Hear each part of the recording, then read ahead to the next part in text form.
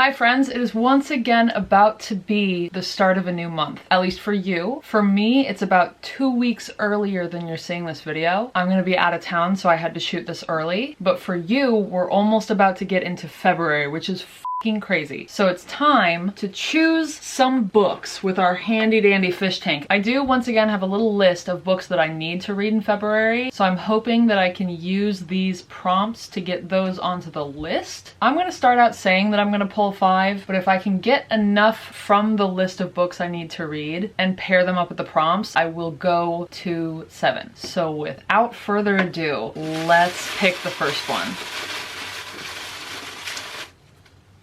Who is she? What does she say? Do you want to see? Is it gonna work? Is this ever gonna work for me? What does that say? Yellow cover. That should be easy enough. Okay, I have a question. To your eyes, does that look more yellow or green to you? I'm going to count it. I think that's a very greenish yellow. So the first book that's officially going to be on my TBR for February is It Lasts Forever and Then It's Over by Anne DeMarkin, which was just recently gifted to me by my girl Chanel. My God. Chanel Chapters, if you don't follow her, she sent me a care package for Christmas with 4 books in it, along with treats for my animals and a deck of tarot cards. And I don't deserve this woman, but I'm going to start saying thank you by reading this book from her in February. How much of yourself can you lose before you are lost, and then what happens? The heroine of this haunting, spare novel is voraciously alive in the afterlife. Adrift yet keenly aware, our undead narrator notes every bizarre detail of her new reality. She has forgotten even her name, but she remembers with unbearable longing the place where she knew herself and was known, where she loved and was loved. Oh, so this is gonna tear my heart out. That's good to know. This is the first book on our TBR for February. It Lasts Forever and Then It's Over by Anne DeMarkin.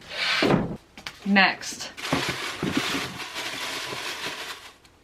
And this is a rec from a sub, a recommendation from a subscriber, and actually this is perfect. This is the perfect prompt that I could have pulled for this month specifically. How do I say this without giving something away? A recommendation from a subscriber does not have to be. It could be a. No, I'm not gonna, that's probably giving away too much actually. I'm going to show you a book and then I'm not gonna tell you why this was picked for this prompt, but you will find out a few weeks from now. And that, let's see, which one should I choose for this? That is Old Soul by Susan Barker. This is in fact, in a way, a book that a subscriber, someone who is in fact subscribed to me, is recommending that I read for certain reasons. That will make a lot more sense a few weeks from now. In Osaka, 2 strangers, Jake and Mariko, miss a flight and over dinner discover they've both brutally lost loved ones whose paths crossed with the same beguiling woman no one has seen since. Following traces of this mysterious person left behind, Jake travels from country to country gathering chilling testimonies from others who have encountered her across the decades. A trail of shattered souls that eventually leads him to Theo, a dying sculptor in rural New Mexico, who knows the woman better than anyone and might just hold the key to who or what she is. Part horror, part western, part thriller, Old Soul is a fearlessly bold and genre-defying tale about predation, morality, and free will, and one man's quest to bring a centuries-long chain of human devastation to an end. Okay, I'm doing a really good job at only pulling things off my list so far. I definitely just jinxed it by saying that out loud. Let's see how this goes. Is that 2? Okay.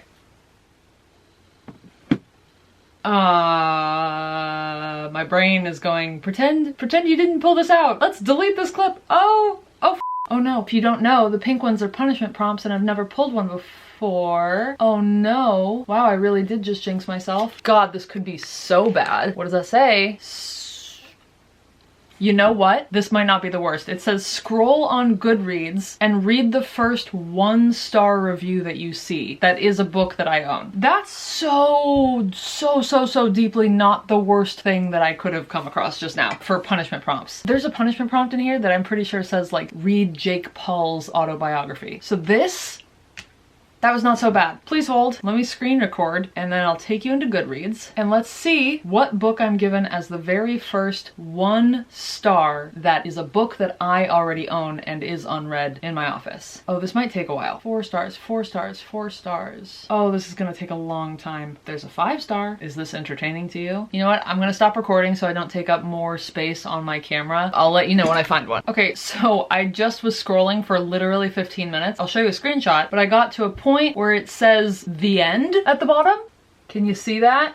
I'm gonna do something a little bit different. I'm going to leave from Goodreads. I'm going to reopen it, and the very first person that pops up, I'm gonna go to the list of all of the books that they have read, and I'm gonna look for their 1 stars. I had to do this at another point with a different prompt, and it worked really well. So that's what I'm gonna do this time. So let's go back into Goodreads. The very first person who's gonna pop up is Allie. Oh, she's gonna be so happy about that. My friend Allie, beautiful love of my life. She's a bookseller. Allie, I hope you're f***ing happy. Let's go see.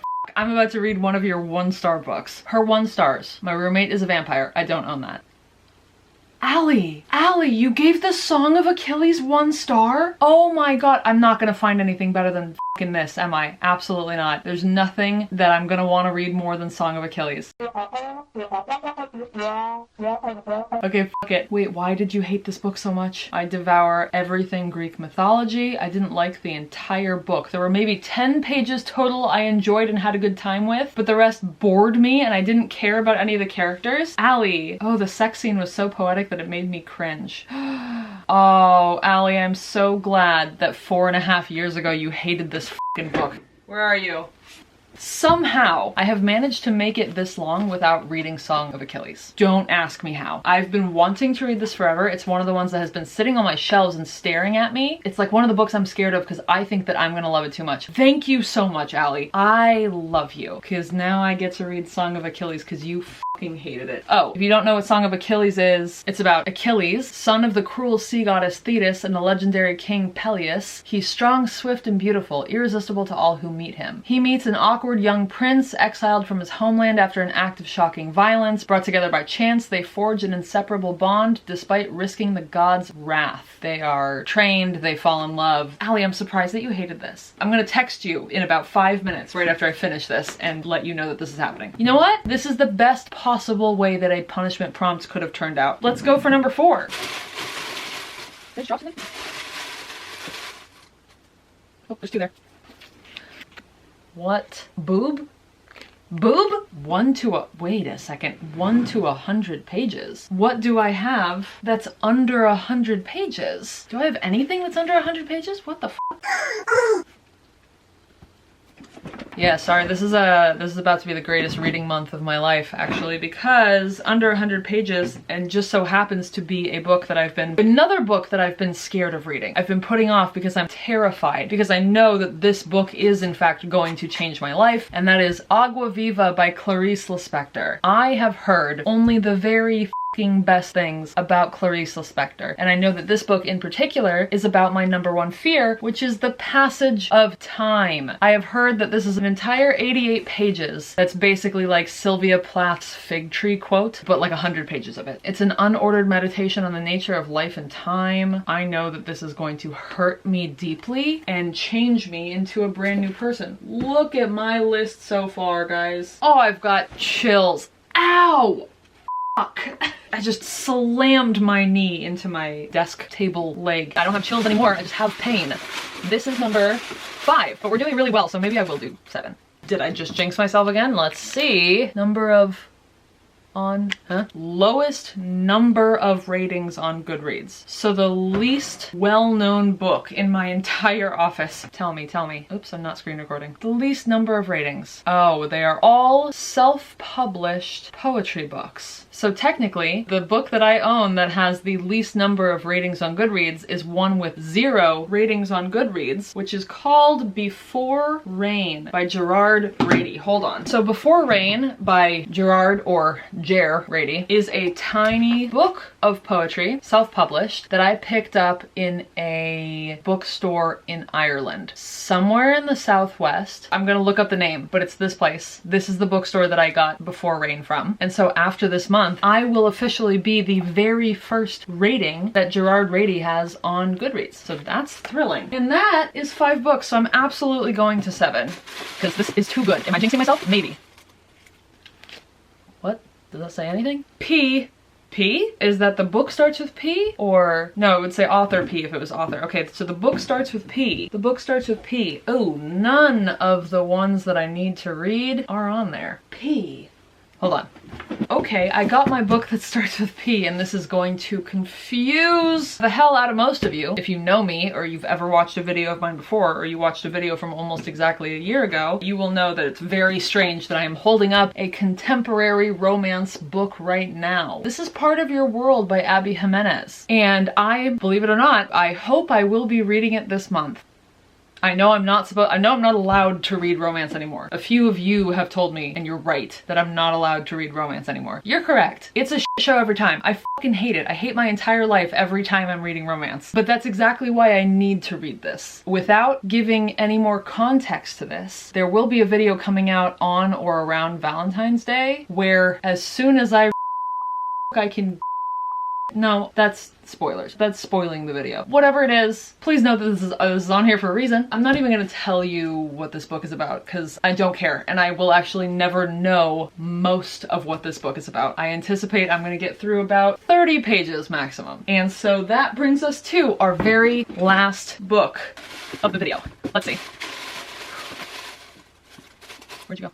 Okay, number 7, lucky number 7, perhaps. Cover has hard. Cover has a hand. Okay, there's a hand on the cover. No, that's a face. It's a rabbit. That's a hand. That's also a hand. That's also a hand. Wow, there are so many options I could show you right now, but I do not want to give away anything. So I will just choose one, and this is the one I'm gonna choose. This is Someone You Can Build a Nest In by John Wiswell. As you can see, there are in fact 2 hands on the cover of this book, and I will be reading this for a video that you will see in a while, a few weeks. And this happens to be a gift from Jonathan B, my baby. I haven't heard from you lately. I missed you. Someone You Can Build a Nest In is one that I've wanted to read for, when did it come out? Probably 2 years ago. I think I've wanted to read this for 2 years, but I have gotten in my way so hard. Just like with Song of Achilles, just like with Agua Viva. I have gotten in my own way to my own detriment, but finally I get to read Someone You Can Build a Nest In, which is about Shisheshin, who is a shapeshifter who accidentally falls in love with a human and finds out that the way that human beings love is different from the way shape-shifting monsters love. Because Shisheshin falls in love and she's like, oh, I want to lay my eggs in this human to show my love. And then, you know, that's not how we do it.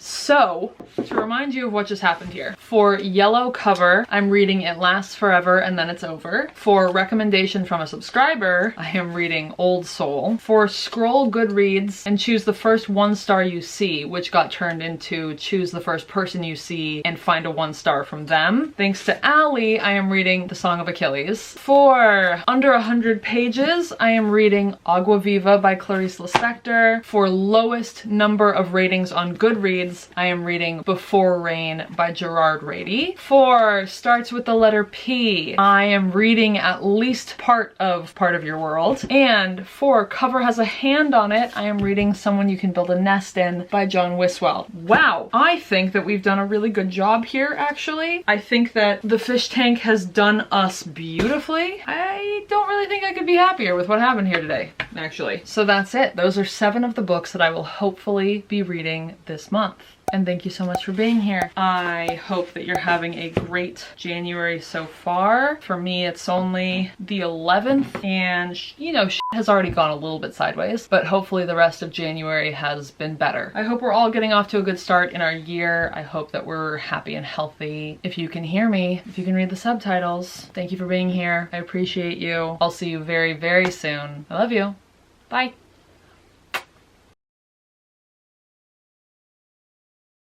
Hi friends, it's once again that time of the month, and I mean that for you. That, not for me. Like, it's a greenish yellow, but yellow is half green anyway. So there can be...